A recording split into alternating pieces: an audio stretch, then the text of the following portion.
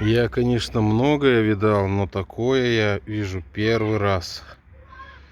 Чтобы вот так вот фильтр был бы забитый. Это сколько ж не меняли масло. Потом говорят, двигатели херовые. Я не знаю, какой. Пробег-то 200 тысяч. Вот за это время когда-нибудь что-нибудь менялось?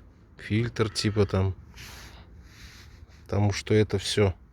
Это смола. И она вся забила фильтр.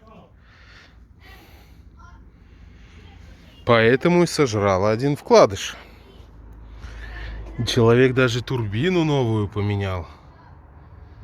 Поставил. Турбина ушла, но фильтр масляный, конечно же, нет. Машина с-под такси.